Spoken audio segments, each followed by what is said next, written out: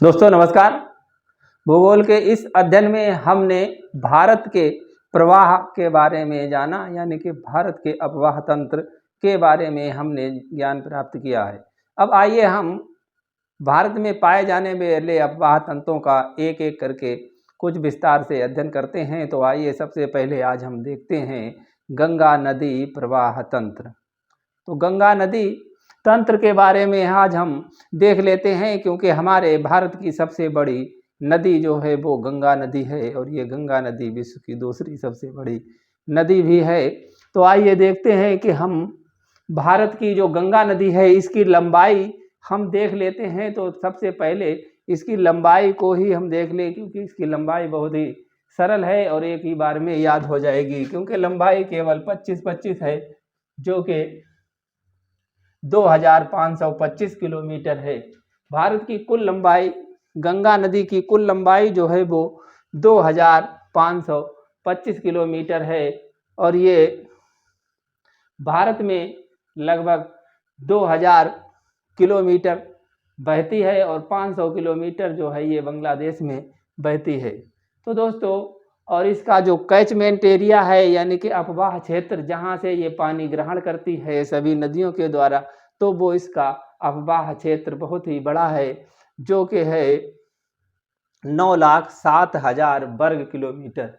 9,07,000 वर्ग किलोमीटर इसका अपवाह तंत्र है। और भारत में इस नदी का बहुत ही महत्व है, क्योंकि ये भारत की एक जीवन रेखा नदी है और ये नदी भारत के नागरिकों को बहुत ही रोजगार देती है। और यहाँ पर बहुत से साधु संत भी हमारे इस नदी की पूजा करते हैं और नदी की पूजा करके वो लोग अपना रोजगार प्राप्त करते हैं।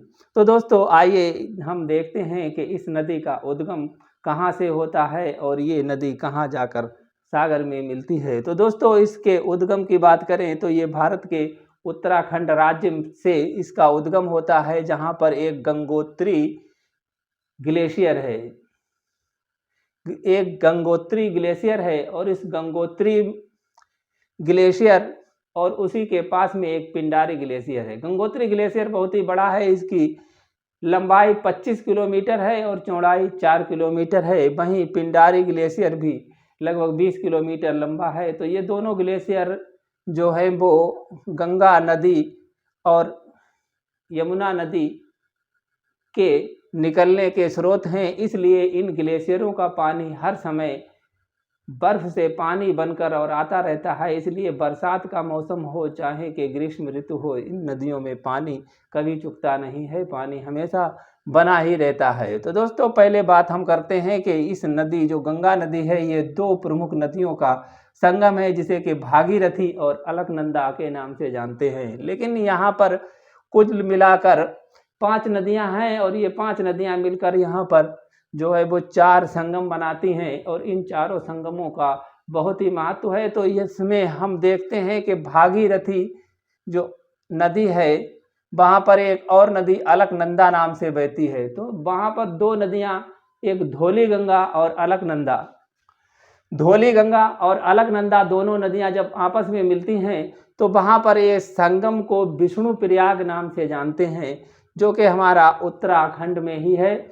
वहाँ विष्णु प्रयाग है और वहाँ पर एक गंगा का एक मंदिर भी है। तो वहाँ पर लोग गौमुख के दर्शन करने जाते हैं और उसे विष्णु प्रयाग कहते हैं। फिर अलकनंदा में एक मंदाकिनी या नंदाकिनी नाम से एक नदी वहाँ पर बहती है। जो मंदाकिनी नदी है वो जब दोनों ये आपस में मिलती हैं तो वहाँ पर नंदाकिनी और अलकनंदा के मेल से जो क्षेत्र बनता है, उस मेल को यानी कि उस संगम को नंद प्रयाग के नाम से जानते हैं।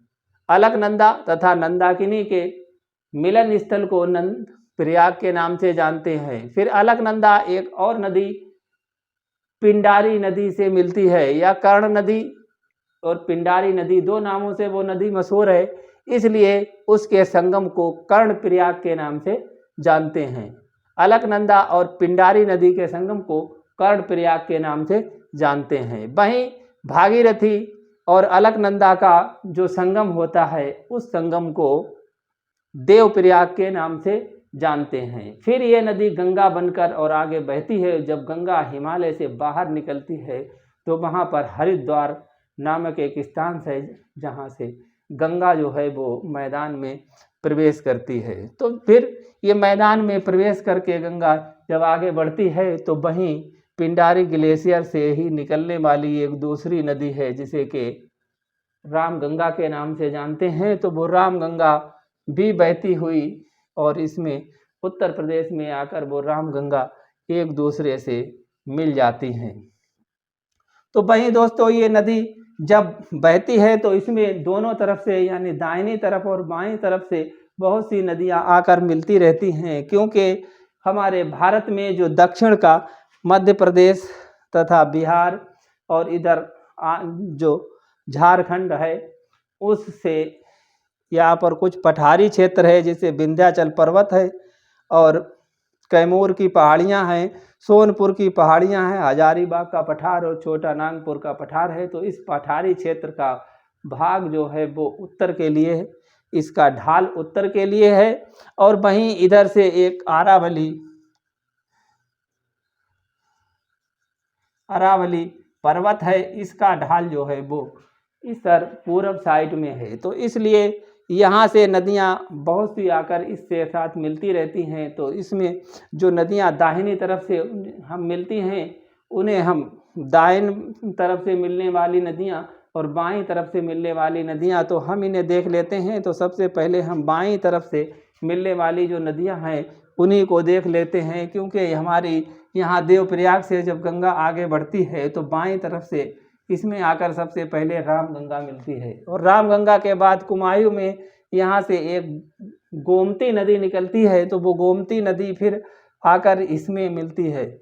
और उसके बाद में एक काली नदी नेपाल और भारत के बॉर्डर से निकल कर आती है। वो आगे चलकर उसी नदी को, काली नदी को शारदा नदी और फिर इसी को सरयू नदी के नाम से भी जानते हैं। तो ये नदी आकर के घाघरा नदी के साथ मिलकर और ताप्ती नदी के साथ मिलकर ये नदी गंगा नदी में मिलती है। वहीं उससे आगे जब इधर बढ़ते हैं तो एक और नदी गंडक नदी है, वो आकर इसमें गंडक नदी गंगा नदी में मिलती है। फिर गंडक नदी के पास में ही एक बूढ़ी गंडक है और उसी के पास में एक कोसी नदी है तथा कंकई नदी और महानंदा नदी है। उसके बाद में एक ये बांग्लादेश के पास जो हमारा देश क्षेत्र निकला हुआ है इसमें अटराई नदी एक निकलती है, वो आकर गंगा नदी में मिलती है। वहीं एक तीस्ता नदी सिक्किम राज्य से निकल कर आती है, वो आकर इधर जमुना नदी यानी ब्रह्मपुत्र नदी में आकर मिलती है। और ब्रह्मपुत्र नदी फिर गंगा नदी में आकर मिलती है। जब ब्रह्मपुत्र गंगा नदी में आकर मिलती है तो हमारी गंगा नदी पद्मा नदी के नाम से जानी जाती है, जो कि बांग्लादेश में है। और जब ये और आगे बढ़ती है तो फिर पद्मा के बाद ये नदी मेघना नदी के नाम से जानी जाती है। तो दोस्तों अब हम इस नदी का जो सीधी तरफ से आने वाली नदियां हैं, दाहिनी तरफ से आने वाली नदियां, उन्हें देख लेते हैं, क्योंकि हमारा इधर जो है वो अरावली पर्वत है और इस अरावली पर्वत पर यहाँ पर एक नदी निकलती है जिसे कि गंभीर नदी के नाम से जानते हैं, यानी कि एक छोटी नदी है। उसी के बाद में एक और नदी यहाँ से निकलती है, चंबल नदी। तो चंबल नदी एक ऐसी नदी है जिसमें कि बहुत सी छोटी छोटी नदियाँ आकर मिलती हैं और ये यहाँ का जो क्षेत्र है वो पठारी क्षेत्र और पर्वतीय क्षेत्र है। तो यहाँ पर इस नदी ने काट काट के बहुत ही बीहड़ बना दिए हैं, यानी कि यहाँ पर बहुत ज़्यादा बीहड़ पाए जाते हैं। तो इन बीहड़ों में जो है वो डाकू लोग भी रहते हैं। तो यहाँ पर हम देख लेते हैं कि ये कौन कौन सी नदियाँ हैं। तो ये चंबल नदी में जो है इधर से एक बनास नदी आती है। तो बनास नदी में खारी, बंदी और मासी नदी, बेचार नदी ये आकर मिलती हैं। वहीं पर ये काली सिंधु नदी आकर भी चंबल नदी में मिलती है।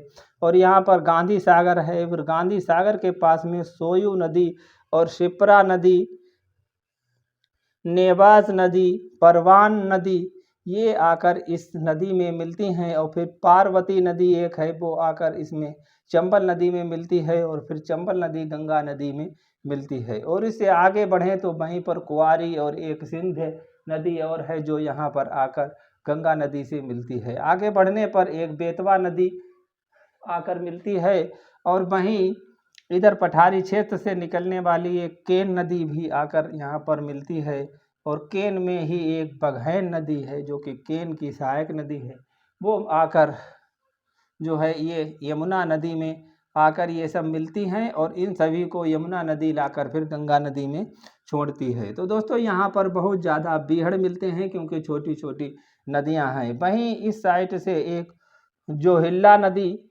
निकलती है वो आगे आकर सोन नदी में मिलती है और सोन नदी में ही एक गोपद नदी मिलती है और सोन नदी जहाँ पर आकर गंगा नदी में मिलती है उसके बाद आगे चलकर एक पुनपुन नदी जो है वो गंगा नदी में मिलती है। फल्गु नदी एक है वो जो आकर गंगा नदी में मिलती है, फिर घाघर नदी गंगा नदी में आकर मिलती है जो कि हजारीबाग के पठार से निकलती है। तो दोस्तों इस तरह यहाँ पर बहुत सी नदियाँ आकर बहती हैं, लेकिन इस क्षेत्र में इन नदियों के बाद में भी कुछ लोकल नदी हैं जो थोड़ी थोड़ी 200, 400, 500 और 1000 किलोमीटर लंबी हैं, जो कि इन क्षेत्रों से निकलकर और इन नदियों की सहायक नदियां हैं। वहीं यहाँ पर जो गंगा और यमुना तथा गोमती के बीच का जो भी क्षेत्र है, इस क्षेत्र में बहुत ज़्यादा जो है वो नहरों का भी विकास हुआ है और नहरों से सिंचाई करके इस क्षेत्र में बहुत ज़्यादा अनाज का उत्पादन किया जाता है। तो दोस्तों ये हमारा गंगा नदी अपवाह तंत्र है जिसमें जो है गंगा नदी की लंबाई 2525 किलोमीटर है। वहीं इसका जल प्रवाह क्षेत्र यानी कि कैचमेंट एरिया जो है वो 9,07,000 वर्ग किलोमीटर है। वहीं यदि हम इस यमुना नदी की बात करें,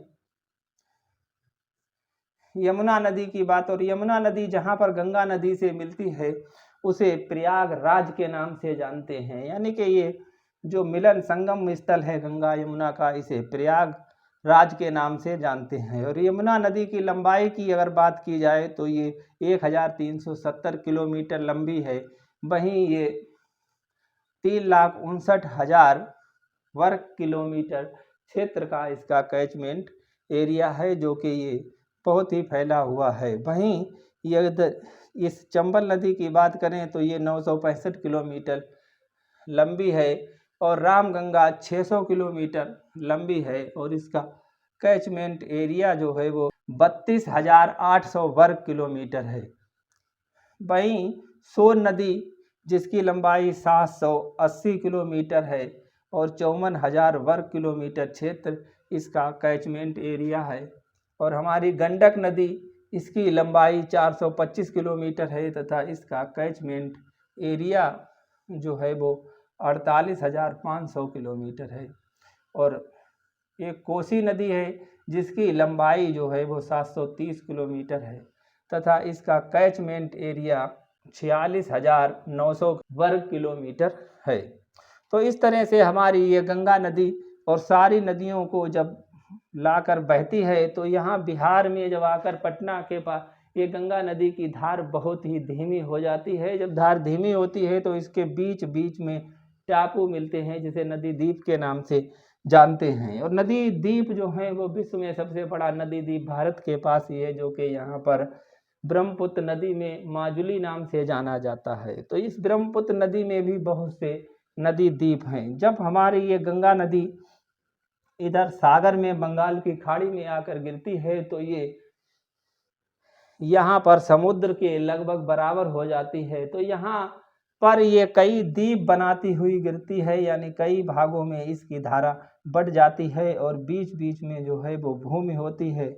तो इस क्षेत्र को जो है वो डेल्टा नाम से जानते हैं, डेल्टा। और गंगा का डेल्टा विश्व का सबसे बड़ा डेल्टा है और इस गंगा के डेल्टा के भाग में बहुत ही घने जंगल हैं, जिन जंगलों को में सुंदरी के बहुत ज़्यादा वृक्ष हैं। तो सुंदरी के वृक्ष होने के कारण इस गंगा के डेल्टाई भाग में जो जंगल पाए जाते हैं उन्हें सुंदरबन के नाम से जानते हैं। और सुंदरबन में बहुत से जीव जंतु पाए जाते हैं, लेकिन सुंदरबन का अधिकतर क्षेत्र जो है वो बांग्लादेश के पास है। भारत के पास जब यहाँ पर एक हुगली नदी कलकत्ता के पास मिलती है तो वहाँ पर ये जो सुंदरबन पाए जाते हैं। और कलकत्ता जो कि हुगली नदी पर है, इसे ही जो है भारत का मैनचेस्टर नाम से भी जाना जाता है। तो दोस्तों, ये हमारा आज का गंगा नदी का अध्ययन हुआ। आगे हम दूसरी और नदियों का इसी तरह से अध्ययन करेंगे और उनकी लंबाई, चौड़ाई तथा कैचमेंट एरिया और सहायक नदियों के बारे में कुछ चर्चा करेंगे। तो तब तक के लिए आप हमारे चैनल से जुड़े रहने के लिए चैनल को सब्सक्राइब करें और वीडियो अच्छा लगा हो तो वीडियो को लाइक करें। मिलते हैं अगले वीडियो में, तब तक के लिए जय हिंद।